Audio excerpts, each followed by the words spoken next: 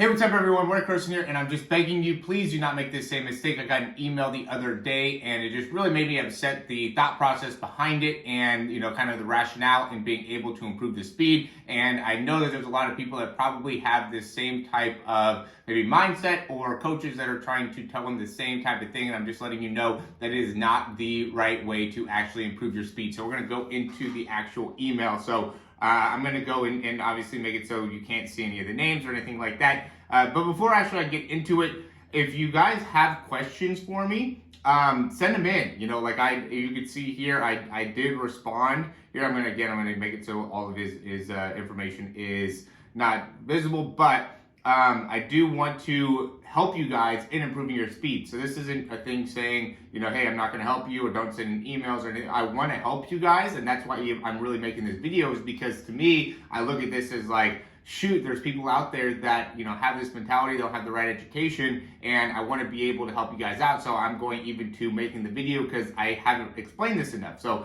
I'm taking personal responsibility and saying sorry that I haven't giving you guys the information and the resources to be able to understand how to actually improve your speed in all the ways that you can. And now we'll just go over the email. So says, I'm not totally sure what type of sprinter I am, but I've been focusing on improving my top speed by doing the 60 meters indoors. I'm doing this because I know that when I improve in the shorter distances, my longer sprints, such as the 200 and the 400, will improve as well. That's really the heart of the issue here, is that very statement. During the outdoor season, I've run more 200s and 400s, mainly because my coach loves the 400 or the 4. I got my time down to a 23:78, which is not bad at hand time, and a split at 54 in the 400. I ran 11:82 hand time in the 100. I'm at a point where I believe that my lack of greater progression has been due to my lack of strength, and more specifically power. I don't lift or do much outside of sprint training, so general strength workouts are tough for me.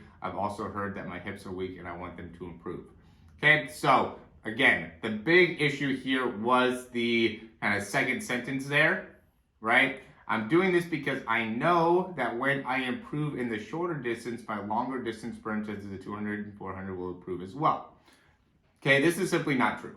Okay, and I know that there's a lot, and I get the thought process where it's like, if you're running for a longer distance in the 400, by shortening it down to the 600, it will improve your speed, to the 60, it will improve your speed because you'll be able to get to the top end speed. But the reality is it actually works the opposite way, right? So if you're looking to run faster in the 60, let's say, sprinting for 100 can make a big difference there. If you're trying to get running faster in the 200, running the 400 would make a improvement there. It doesn't go backwards, right? So if you're running a 400, going back to a 60 is not going to help you improve your speed in the 400. You'd either want to, improve the endurance by going more into the 800, or you'd want to be able to really put a focus on overall power development, right? And being able to really focus on improving,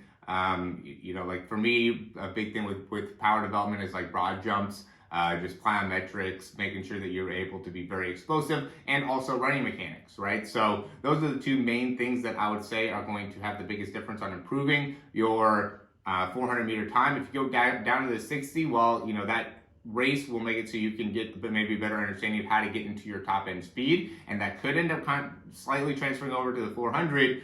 It's not going to make a 1-for-1 difference, right? So by improving your 60, that doesn't mean you're going to be better at running the 400. You have to, maybe work on your start, or maybe work on your drive phase as you're getting into your top end speed, and then being able to focus on that. But really, if you're struggling with the 200 or the 400, you really need to put a bigger focus on, again, improving the top end speed mechanics is probably the main issue that's going on. And it sounds like, just based off of the overall email, that part of the reason is because there's just a lack of power production happening within the body. But the 60 is not going to provide more power production. That's going to be something that you have to get within training or within focusing on improving the mechanics. So, I'm always a big mechanics person personally, and it sounds like you do mostly sprint training anyway.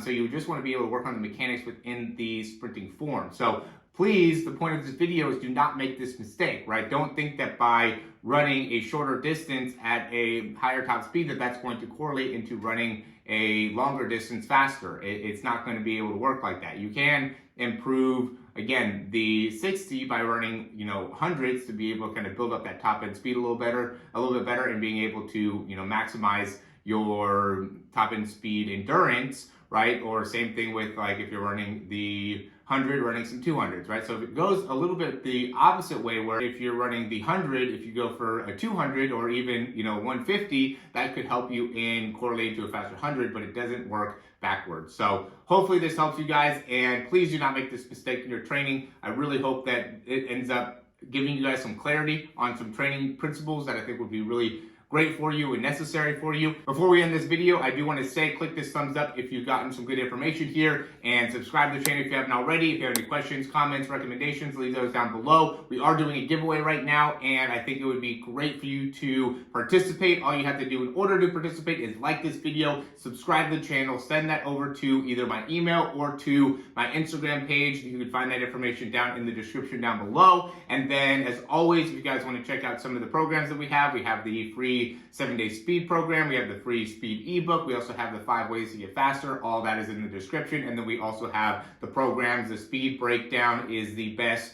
thing that you can do for your speed right now, guys. I'm telling you, you're going to get faster. 4 weeks, you get 4 weeks of training, you get unlimited breakdowns. We'll break down your start, we'll break down your drive phase, we'll give you some top end speed information. The technique ends up being the biggest thing. I'm telling you. I mean, I'm excited for July to be able to really, show some people that by working on the technique, it really makes a big difference on your sprint and your ability to run fast. But hopefully there's some people that are, watching this video right now that are saying, hey, look, I'm ready to take some action to improve my speed right away. It's only $97, guys. $97 for 4 weeks of making it so you're able to improve your speed. I really hope you decide to take action with it. It's going to help you out a ton. If you want to do the 3-month program, you could also do that as well. I recommend that too, right? It's just a little bit more of a commitment. So, as long as you are willing to commit, and I do think that ends up being the biggest thing here with athletes. I mean, I have so many people that will go in and do the speed programs or do the throw programs, and it's just like